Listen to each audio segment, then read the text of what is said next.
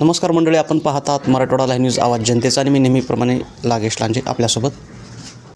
खंडाळी सर्कलमधून ज्यांची अपेक्षित उमेदवारी आहे रामभाऊ नरोटे आपल्यासोबत आहेत.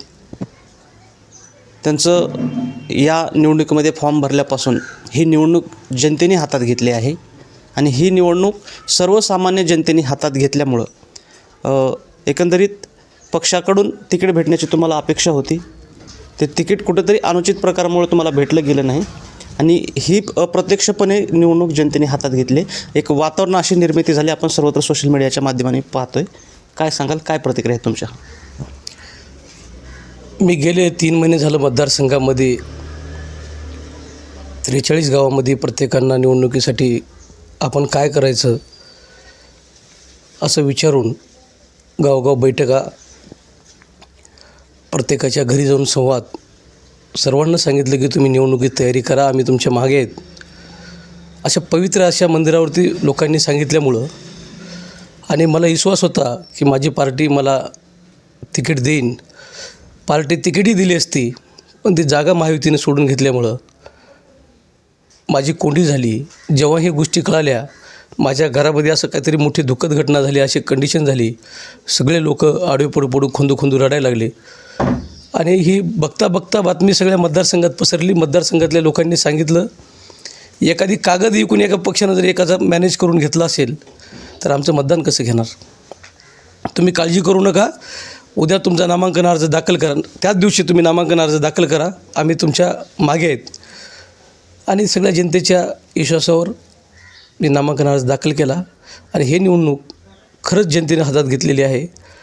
ह्या जिल्ह्यामध्ये इतिहास घडेल अशी ही जागा निवडून येईल. एकीकडे पाहिलं तर तुम्हाला घरच्यांचा एक प्रतिसाद खूप चांगला आहे.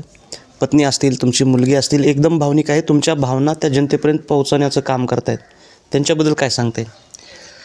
हे बघा, आम्हाला दुसरा काही आधार नाही. माझ्या कुटुंबात आम्ही 4 जण आहोत आणि माझी आई एक 5वी.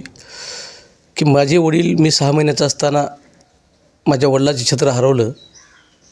त्या परिस्थितीत आईनं आम्हाला लहानाचं मोठं केलं. अगदी वाईट काळ मी पाहिलेला आहे, पण एक समाजकार्याची, समाजासाठी काहीतरी आपण देणं लागतो, एक आवड होती. त्या पद्धतीने अशा वाईट काळात सुद्धा तुम्ही समाजाला घेऊन चाललात आणि तुम्ही त्यांची कामं करत आलात असं? हो, गेले 26 वर्ष झालं समाजाच्या सेवेसाठी. आणि खंडाळी मतदारसंघच नव्हे तर तालुक्यातल्या लोकांचे कुठलेही काम असले तरी धावून जाण्याचं काम केलं.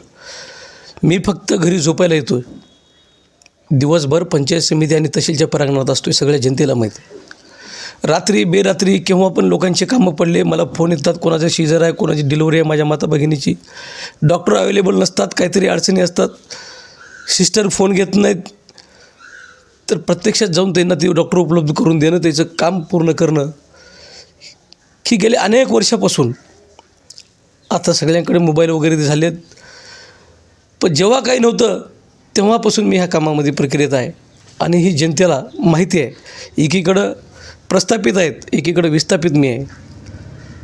समोरचा उमेदवार आयात केलेला आहे, त्यांना इथं उमेदवारसुद्धा नाही सापडले. आपण पुढच्या प्रश्नाकडे जाऊयात. म्हणजे असं म्हणायचं आहे की कारण कुठेच युती नसताना फक्त आपल्या याच ह्याच्यामध्ये अहमदपूर सर्कलमध्ये म्हणा, लातूर जिल्हा परिषद अंतर्गत राष्ट्रवादीची युती झालेली आहे. कारण ते आपल्या दुकानदारी चालवण्यासाठी किंवा आपल्याच नातेवाईकांना किंवा आपलेच जे कोणी मुलं असतील त्यांच्याच पुढं फॉर्म देऊन हे राजकीय पिढी वाढवण्यासाठीच त्यांना फॉर्म दिले असं म्हणायचं का तुम्हाला? हे बघा, जनतेला हे सगळ्या गोष्टी कळाल्यात म्हणूनच जनता माझ्या पाठीमागं ठामपणे उभं टाकलेली आहे. जनतेनं ठरवलं आहे घ्यायचं कोणाचं पण, मतदान द्यायचं रामभाऊला. अशा परिस्थितीमध्ये आम्ही जे मतदारसंघात फिरतो आहे, रात्री बेरात्री उशिरापर्यंत गाव अशा एवढा मोठा प्रतिसाद आहे की जनता येणाऱ्या 5 तारखेला मतदानरूपी मतपेटीत मतदान देऊन युती सरकारला दाखवून देणार आहे. एकीकडे जनतेने हातात म्हणजे ही निवडणूक हातात घेतली आहे आणि दुसरीकडे तुमच्या भावना लोकांपर्यंत पोहोचल्या आहेत.